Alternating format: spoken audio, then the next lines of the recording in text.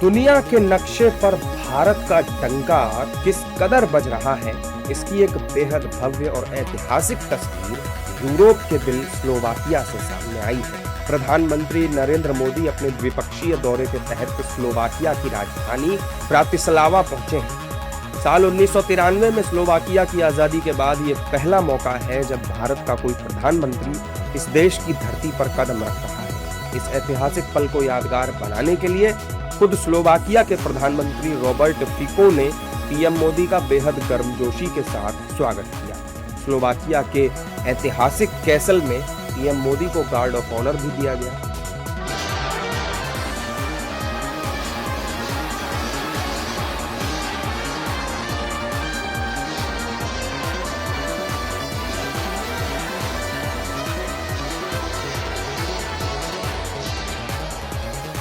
लेकिन इस राजकीय स्वागत की सबसे अनोखी और भावुक कर देने वाली तस्वीर उस वक्त दिखी जब वहां पीएम मोदी के स्वागत में वंदे मातरम का गीत गाया गया। विदेशी धरती पर भारत के राष्ट्रगीत की गूंज और वहां मौजूद प्रवासी भारतीयों का उत्साह ये बताने के लिए काफी था कि 7 समंदर पार भी मोदी मैजिक किस कदर सिर चढ़कर बोल रहा है।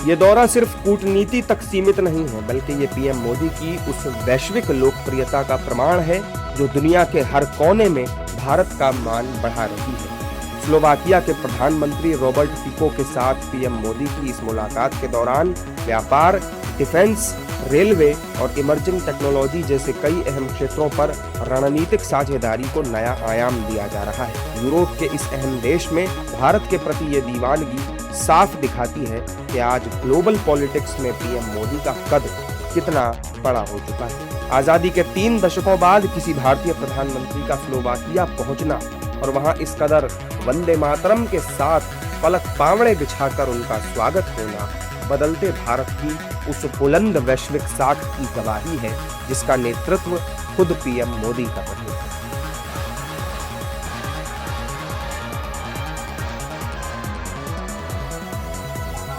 भी उनकी हत्या करेगा, उसके साथ भी वैसा ही होना चाहिए।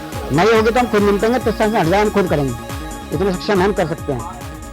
देवभूमि उत्तराखंड की राजधानी देहरादून का बैरागी वाला गांव रविवार को छावनी में तब्दील हो गया। बीजेपी के नेता विनोद कुमार की बेरहमी से की गई हत्या के बाद भड़का आक्रोश ऐसा सुलगा जिसे शांत करने के लिए पुलिस के पसीने छूट गए। रविवार देर शाम तक गांव में बवाल, आगजनी और पथराव का तांडव चलता रहा। गुस्साइल ग्रामीणों ने आरोपियों के घरों और ट्रैक्टरों को आग के हवाले कर दिया। इसके बाद हालात को काबू में करने के लिए पुलिस को लाठीचार्ज तक करना पड़ा। आनन फानन में गांव के चप्पे चप्पे पर आईटीबीपी, पीएसी और भारी पुलिस बल की तैनाती कर दी गई है। पूरे इलाके में पुलिस की टीमें लगातार फ्लैग मार्च कर रही हैं। क्षेत्र में सुरक्षा व्यवस्था कड़ी कर दी गई है। नाराज लोगों की भीड़ द्वारा पुलिस पर भी ईंट पत्थर बरसाने का मामला सामने आया है। हत्या के मामले में 12 नामजद और 30-35 अन्य लोगों के खिलाफ मुकदमा दर्ज किया गया है। अभी तक 4 आरोपियों की गिरफ्तारी हो चुकी है, जबकि पुलिस की टीमें बाकी आरोपियों की तलाश में लगातार दबिश दे रही है। घटना के बाद मुख्य आरोपी के अवैध निर्माण पर प्रशासन द्वारा बुलडोजर चलाकर उसे ध्वस्त कर दिया गया। वहीं परिजनों ने 5 आरोपियों के एनकाउंटर की मांग उठाई है। 3 दिनों में वो पड़े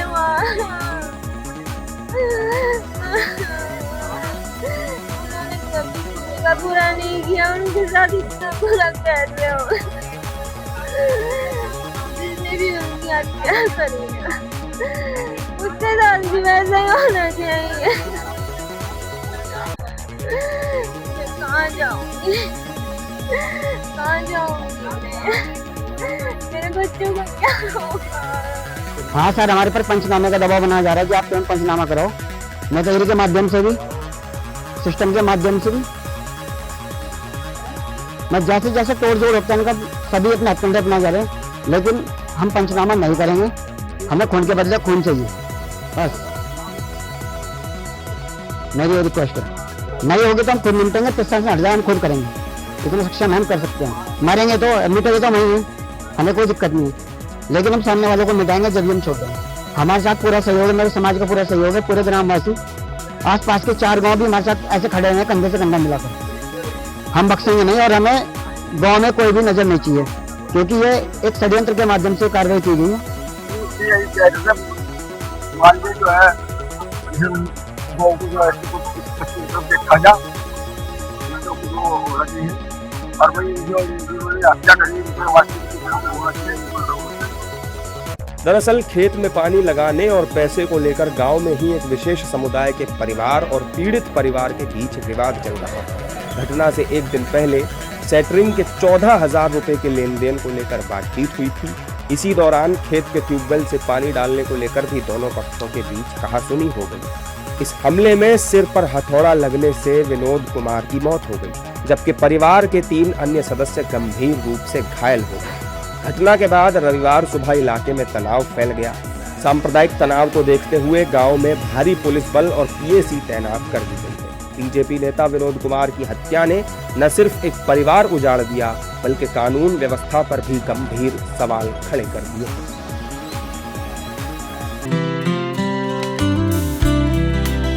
वीर पहाड़िया बीते दिनों अपनी पर्सनल लाइफ में आए उतार चढ़ाव की वजह से लाइमलाइट में रहे। वहीं अब एक्टर अपने वर्क फ्रंट को लेकर सुर्खियों में हैं।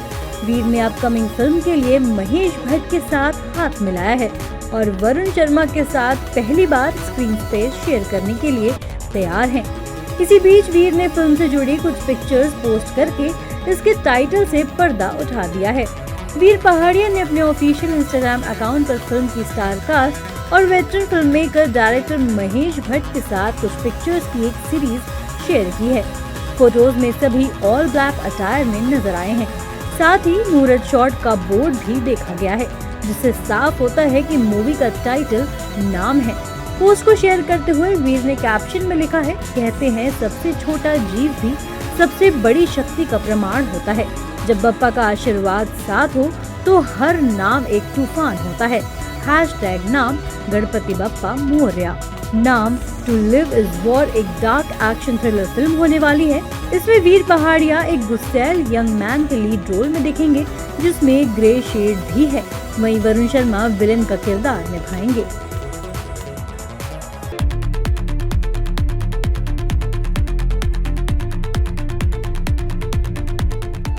समंथा रुद्रप्रभु अपनी अपकमिंग तेलुगु फिल्म माँ इंटी बंगाराम के प्रमोशन में बिजी हैं। फिल्म 19 जून को सिनेमाघरों में दस्तक देने वाली है। इसी दौरान समंथा ने फैंस को लेटेस्ट तस्वीरों से विजुअल ट्रीट दी है। साड़ी में एक्ट्रेस बेहद खूबसूरत नजर आई है। समंथा ने अपने एथनिक लुक को शेयर करने के लिए इंस्टाग्राम का सहारा लिया है। फोटोज में दीवार सी ग्रीन कलर की रेड बॉर्डर साड़ी में हसीन लगी है। एक्ट्रेस ने इसके साथ 3/4 स्लीव्स रेड ब्लाउज पहनी है। साथ ही मैचिंग इयररिंग और चूड़ियों से इसे एक्सेसराइज करती नजर आई हैं। न्यूड सटल मेकअप और बालों के गजरे ने एक्ट्रेस के चार्म को और भी ज्यादा एनहांस कर दिया है। इस पोस्ट को समंथा ने रेड हार्ट वाले इमोजी के साथ शेयर किया है। समंथा रुद्रप्रभु के करियर की बात करें तो उन्होंने ईगा, रंगस्थलम, महानती, मर्सल, सुपर डीलक्स और ओ बेबी जैसी ब्लॉकबस्टर फिल्मों में काम किया है। हिंदी ऑडियंस के बीच एक्ट्रेस को web series the family man 2 और फिल्म पुष्पा के आइटम सॉन्ग से पॉपुलैरिटी मिली। आने वाले दिनों में समंथा फिल्म माँ इंती बंगाराम के अलावा हिंदी एक्शन फैंटेसी सीरीज रक्त ब्रह्मांड द ब्लडी किंगडम में नजर आएंगी।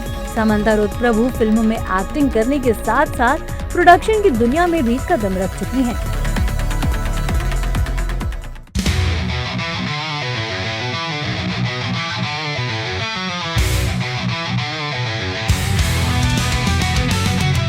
महिला T20 वर्ल्ड कप 2026 में भारत ने अपने अभियान की शानदार शुरुआत करते हुए पाकिस्तान को 64 रनों से हरा दिया।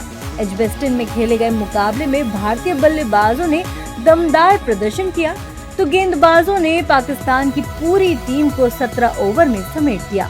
भारत और पाकिस्तान के बीच महिला T20 वर्ल्ड कप के मुकाबले में टीम इंडिया का दबदबा देखने को मिला। एजबेस्टन में टॉस जीतकर पहले बल्लेबाजी करने उतरी भारतीय टीम ने 20 ओवर में 6 विकेट पर 170 रन का मजबूत स्कोर खड़ा किया। हालांकि भारत की शुरुआत अच्छी नहीं रही। शेफाली वर्मा और जेमिमा रॉड्रिक्स जल्दी पेविलियन लौट गयीं, लेकिन इसके बाद स्मृति मंदाना और कप्तान हरमनप्रीत कौर ने पारी को संभाला। दोनों बल्लेबाजों के बीच तीसरे विकेट के लिए 91 रन की अहम साझेदारी हुई। स्मृति मंदाना ने शानदार बल्लेबाजी करते हुए 44 गेंदों में 68 रन बनाए। उनकी पारी में 9 चौके और 2 छक्के शामिल रहे। कप्तान हरमनप्रीत कौर ने 36 रन का योगदान दिया। वहीं आखिरी ओवरों में ऋचा घोष ने विस्फोटक अंदाज में बल्लेबाजी करते हुए सिर्फ 17 गेंदों में 34 रन बनाए और भारत को मजबूत स्कोर पर पहुंचाया। 171 रन के लक्ष्य का पीछा करने उतरी पाकिस्तान की टीम ने आक्रामक शुरुआत की। पावर प्ले में पाकिस्तान ने 52 रन बनाए, जो महिला T20 वर्ल्ड कप में उसका अब तक का सबसे बड़ा पावर प्ले स्कोर है। लेकिन इसके बाद मैच पूरी तरह भारत के पक्ष में चला गया। दीप्ति शर्मा ने अपनी शानदार गेंदबाजी से पाकिस्तान की बल्लेबाजी की कमर तोड़ दी। दीप्ति शर्मा ने 4 ओवर में सिर्फ 10 रन देकर 5 विकेट अपने नाम किए और जीत की सबसे बड़ी हीरो साबित हुई।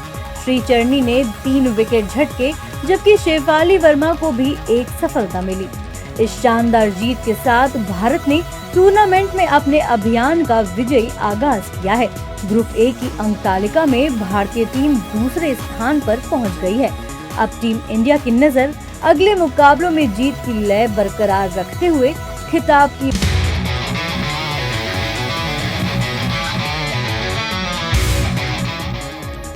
वर्ल्ड कप 2026 में ग्रुप एफ के मुकाबले में जापान और नीदरलैंड्स के बीच खेला गया मुकाबला 2-2 से ड्रॉ रहा। मैच की शुरुआत में नीदरलैंड्स की टीम जापान के डिफेंस पर हावी नजर आई। नीदरलैंड्स की ओर से एक के बाद एक अटैक किए गए, लेकिन जापान के गोलकीपर जियोन सुजुकी ने कई शानदार बचाव किए। हालांकि नीदरलैंड्स पहले हाफ में जापान के डिफेंस को भेदने में पूरी तरह नाकाम रहा और कोई गोल नहीं हो सका। दूसरे हाफ की शुरुआत के साथ ही नीदरलैंड्स ने अपना आक्रामक खेल और भी तेज कर दिया। इसका फायदा टीम को अगले 5 मिनट में ही मिल गया। मैच के 50वें मिनट में रियान ग्रेवेनबर्ग की फ्री किक पर नीदरलैंड्स के कप्तान वर्जिल वैन डाइक ने बेहतरीन हेडर लगाकर टीम को 1-0 की बढ़त दिलाई। जापान ने नीदरलैंड्स की बढ़त को ज्यादा देर बरकरार नहीं रहने दिया। मुकाबले के 97वें मिनट ही जापान की ओर से कोइतो नाकामुरा ने गोल कर स्कोर को 1-1 से बराबर कर दिया।